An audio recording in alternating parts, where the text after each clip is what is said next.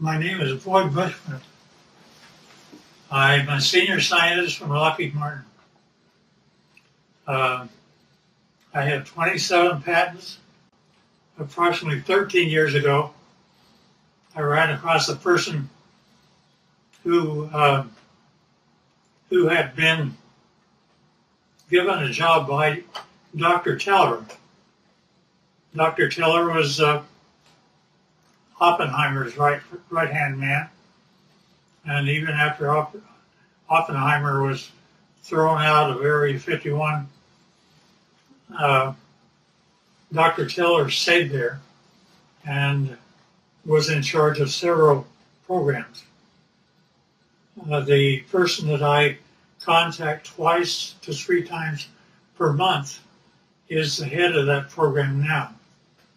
And they continually update me on everything they possibly can. I do have a top secret clearance. I choose, however, for their purposes, not to use it because they, the intelligent ones of me, actually believe that a great deal of information should be lifted up from those dark recesses of Area 51 and moved over so people can see it. So that's what began about 13 years ago. Since I am a scientist, I do not believe in theory. I basically say, follow the data, theory be damned. If something can't verify by a physical test that something is true, then I do not care to accept it in that I present. Therefore, everything we present here will be data that comes directly from them through me to you. The subject of today there are those that are acquainted with the fact that there were Phoenix lights that occurred over Phoenix about 2 years ago. They were photographed, and those really turned out to be just blobs across the Phoenix sky. It turned out to be that a very dear friend of mine took his wife up a mountain on Valentine's Day, and they took a photograph of Tucson. Turned out to be, when they developed the film, there were a total of 5 UFOs across Tucson proper. And this is Tucson as they saw it. Can you get that? So here's the picture of Tucson as he had it. Then, as he developed further, notice that there are 5 very distinct UFOs along the top of the mountain. Mm-hmm. One of them is even canted a bit, about 45 degrees. Now, the person that took the film said that he had a mothership underneath and one up high. This shows the high one. Mm-hmm. I don't know if I know that I can buy the ship. My name is Scott Faree. I live in Vail, Arizona. A friend of mine who manages a nonprofit in Tucson asked me to take some photos for him for his website. And he was looking for a sunrise picture of kind of the skyline of downtown Tucson. So I had gone out actually on Valentine's Day evening. I dragged my wife up to A Mountain so that I could go up there and just block out some shots, kind of plan the photos that I was ultimately going to take for that website. And so we got up on A Mountain just as the sun was setting. I set up my Canon 40D on a tripod, opened the shutter up fully. I really wasn't looking for picture quality. I was, like I said, I was looking to block out where I wanted to set the camera and the angles that I wanted to take. And so I started to click off some photos, and I had these set with a timer release on the shutter so I didn't get any camera vibration because the sun was starting to set. We were running into fairly low light. And I took, I don't know, it was probably 6 or 8 pictures. I figured I'd had enough that I could take a look at tomorrow, take a look at the next day and decide what I liked. So we went out to dinner that night, went home the following day. I uploaded these photos onto my laptop, and I noticed some lights that I really didn't expect to see up above the Santa Catalina Mountains. And upon closer inspection, and as I really ran out the contrast in the photo, I ended up with something that I still can't explain to this day. This is the original photo, and these lights were showing up just over the top of the mountain. I took a second photo probably 5 or 6 seconds later, as long as it would have taken for me to reset the timer. And in fact, this group of lights was in a much more narrow band, and now about, well, I don't know, I can't really say distance-wise, but they'd moved quite a ways from where that original grouping had taken place. So I still have no explanation for the camera, or for the pictures. These images, these lights have not shown up in any other photos that I've taken. I'm at a loss as to what they might be, and certainly curious as to where those lights came from. Now they certainly are very, very similar images. Here's open flying. Let me go through now on the ships. In order for me to believe it, I had to get blow-ups, and so here are 2 of them, which is blown up much higher. And I think I have one that, yeah, you can see the 45-degree candidate UFO. Now see, the only reason that I bought everything that he said is because my people have been feeding me for 13 years pictures, not only pictures of just plain pictures, but I gave them assignments, being a senior scientist, and they got a picture of up close and personal. This is a UFO which is ready to take off, and it is very up close. And they inform me that there are 3 elements which the UFO is contained. One is telluride, the other is germanium, the other is palladium. I did not say a metal once. And not only that, but the things pick up and fly using anti-gravity. Now, that's one picture. Here's another picture. In this case, the UFO is not turned on, ready to fly.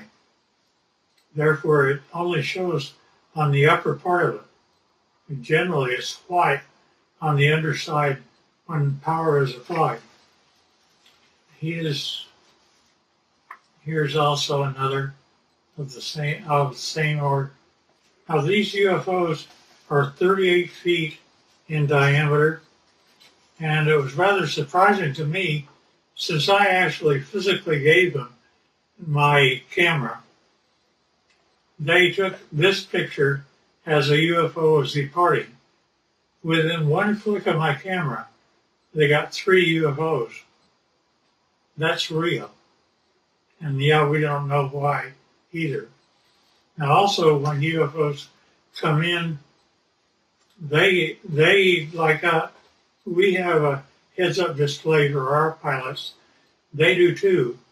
This is what their pilots see in order to tell them how to come to Area 51 and land.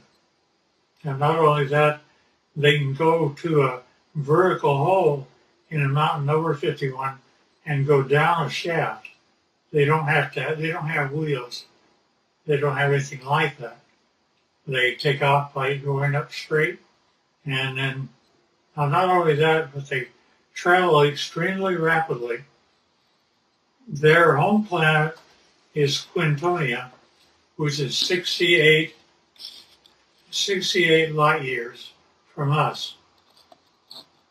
They, to my surprise, when I asked them how fast they take to get from that, it should be 68,000 years to make it according to Einstein. But they're able to make it to us in 45 years. So I gave them an assignment to photograph the planets from space as they were coming back. And they did that. And you see Jupiter and Saturn and Mars and Earth as it's seen by UFOs. And here's another. Now, we aren't going through motherships or anything like that.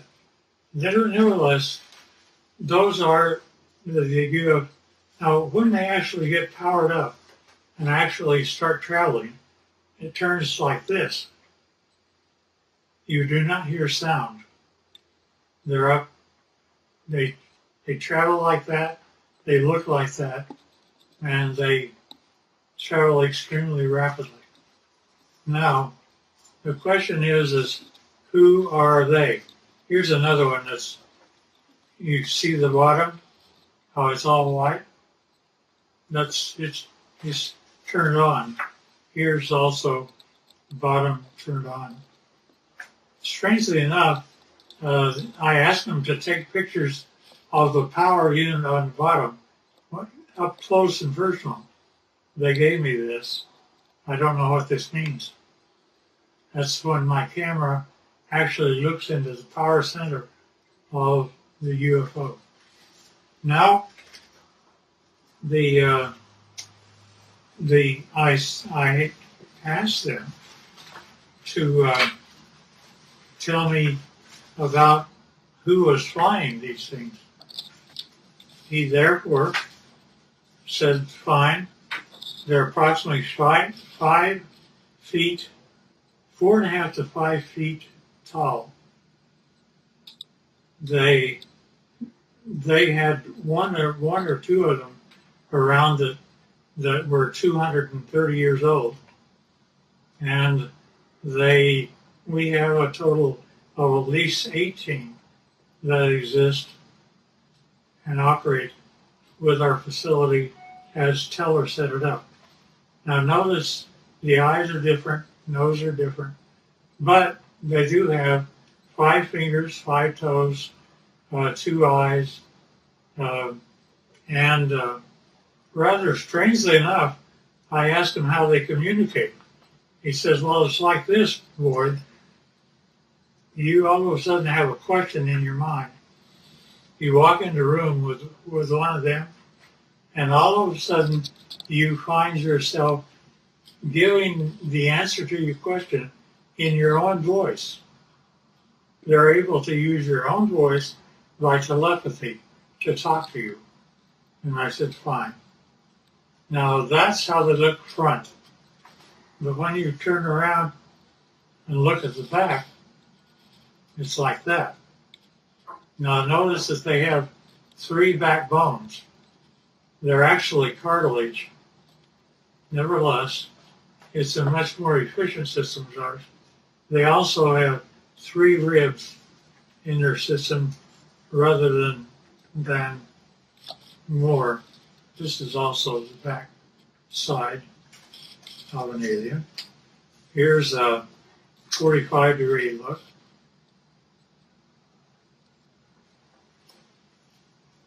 And here's the back of the head.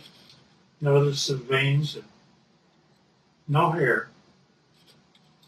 And now when we talk about aliens, I pushed the issue, and he said, well, there's kind of 2 groups of aliens. he divided them, they divide them into two groups.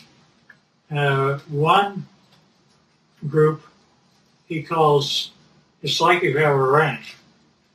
And you have a ranch and you find that one group are your wranglers that know how to wrangle your cattle. There are others are rustlers, ones that steal your cattle. And indeed, that the two groups do act differently. To the ones that are wranglers are much more friendly and have a better relationship with us. Here's the other side of the alien too. Now also notice that their feet, where they have 5 toes, the toes are joined together like a frog, and yet they are dissimilar. Now there was a surprising occurrence, and that is my friend had one of them that was a friend, and he died here. And 10 days after his death, I was out visiting my buddy who's in this picture. And if you look very close, you can see that his friend is in spirit form and right over his left shoulder. You can also see that the fingers are long, that there is something. We have an expression that basically say when a person dies, they stay around their body for 3 days and then go off, and they basically have the same thing that happens to them. Now, with respect to the alien craft, we have American citizens which are suited up like this, and they are working on UFOs 24 hours a day, and we're trying to learn what to do. These are 2 guys, 2 American citizens, and they're trying to protect themselves against germs and things like that. And here's another view of them. And here's another one.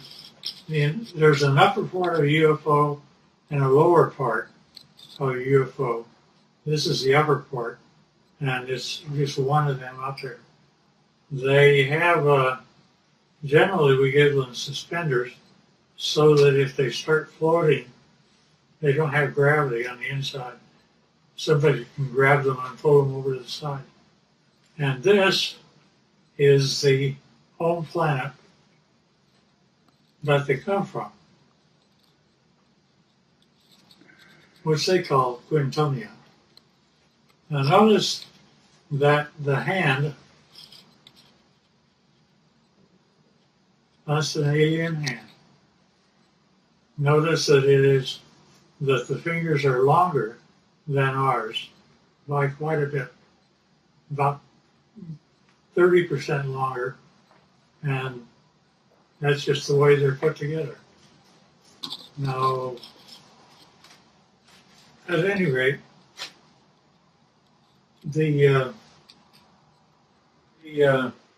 this process that introduced me directly or indirectly to Dr. Teller's work with the group that still is in charge of Area 51 and equivalent.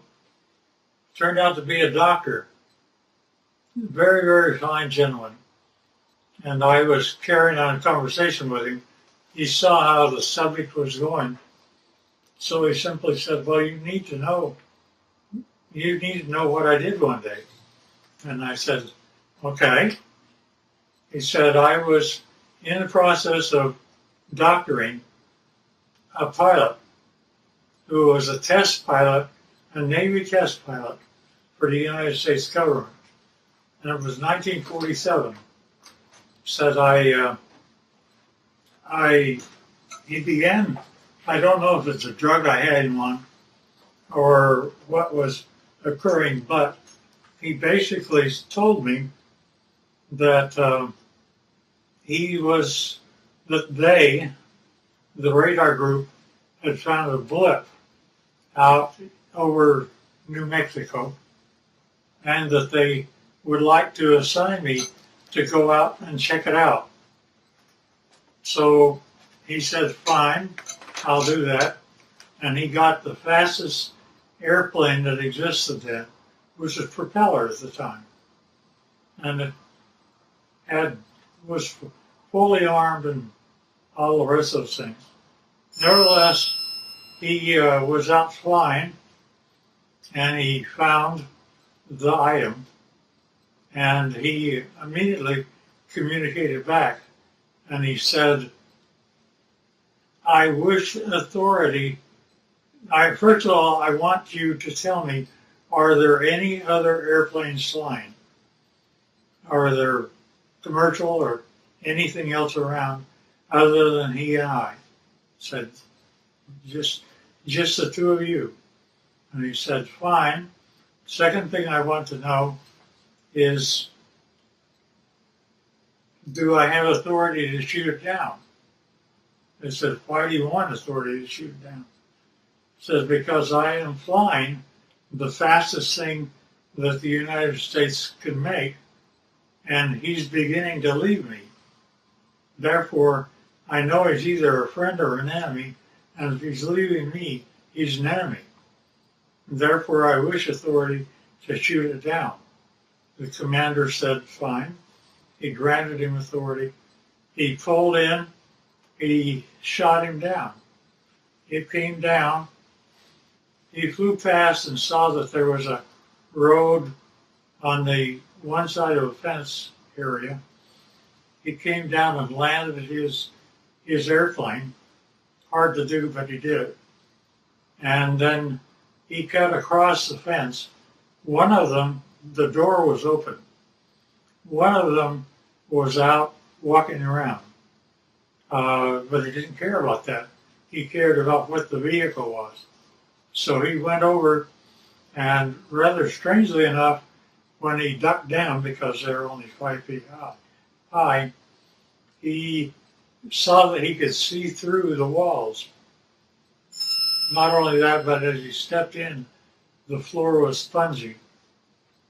He looked at the three that were there, and they were dead. He knew they were. He'd killed them. But he also knew that the military would come, and he had put up with those guys for a long time. So he went back across the barbed wire fence, got in his airplane, and took off. Therefore, he was never briefed out at all. And he didn't give my friend authority to allow me to know what his name was. I know, but I won't reveal it. Both of them should have been gone for a long time. Nevertheless, so when I got up with my contacts in Area 51, I brought up that story, and they said, well, that's totally true, but we can't say it, you can. And that's how they've kept me all this time, is I can talk about it, but they can't. I do, because of some very good reasons, keep things within control, but I don't want us to fall behind the Russians and Chinese. And the problem I have is that Area 51 is working with both the Russians and Chinese right now. And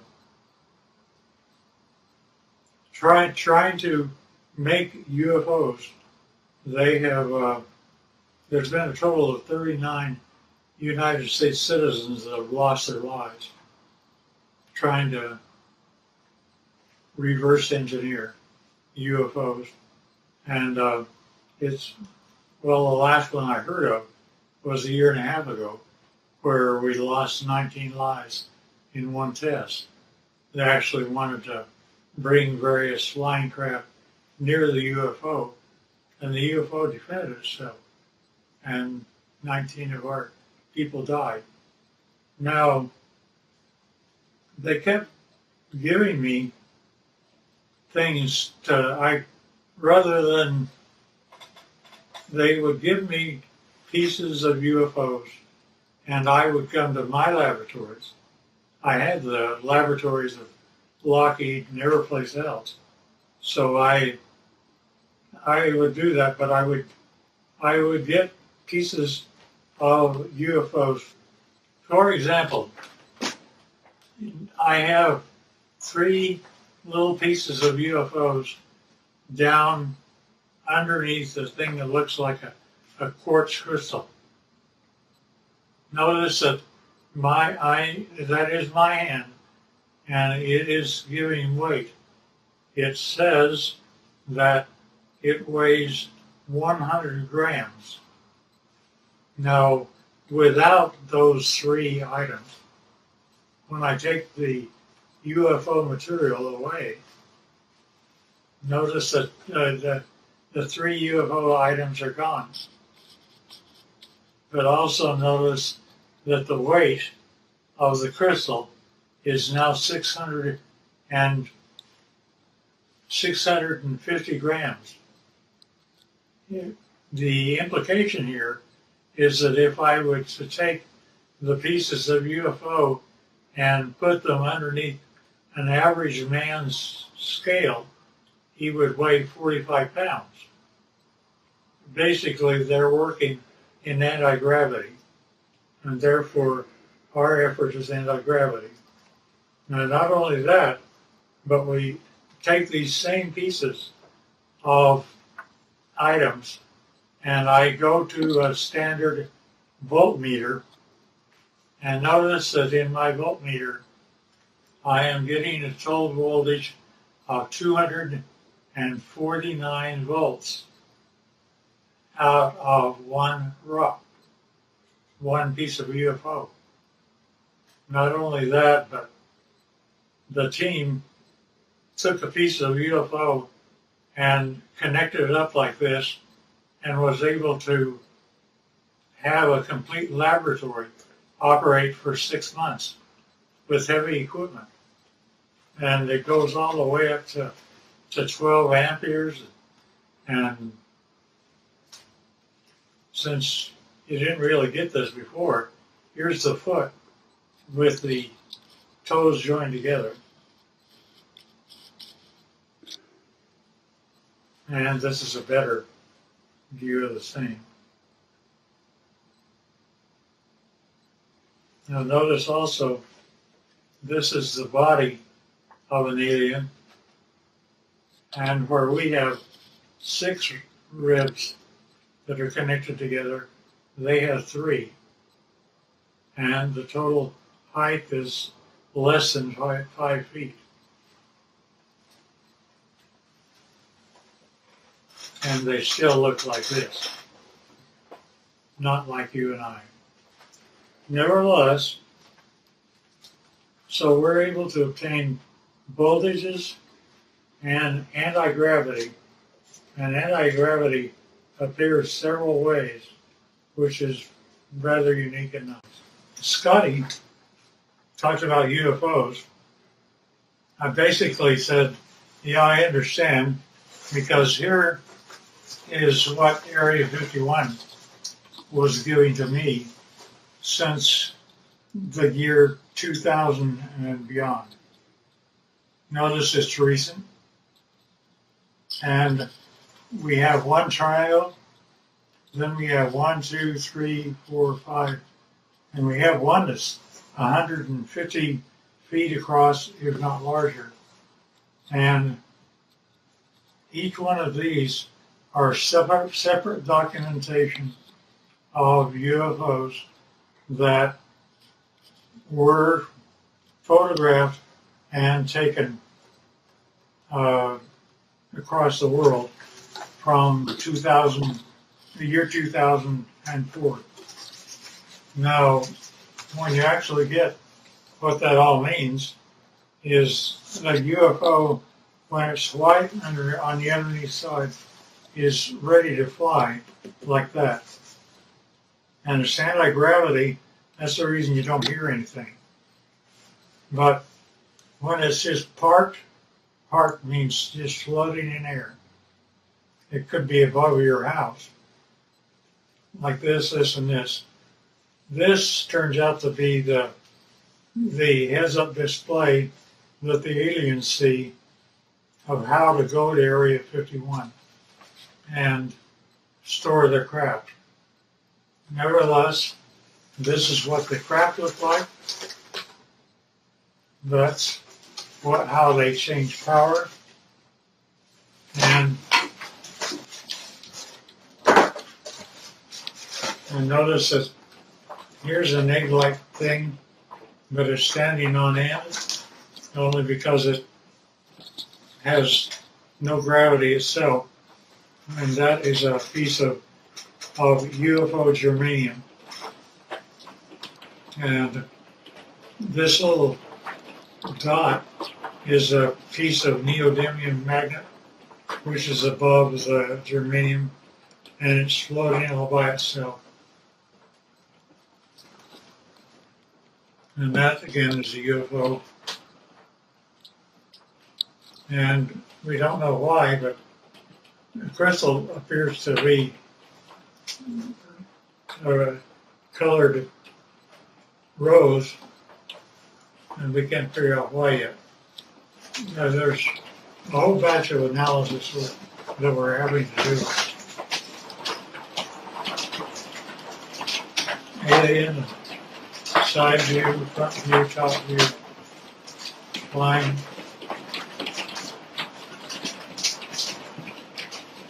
And that's the power center of palladium in the middle of the craft.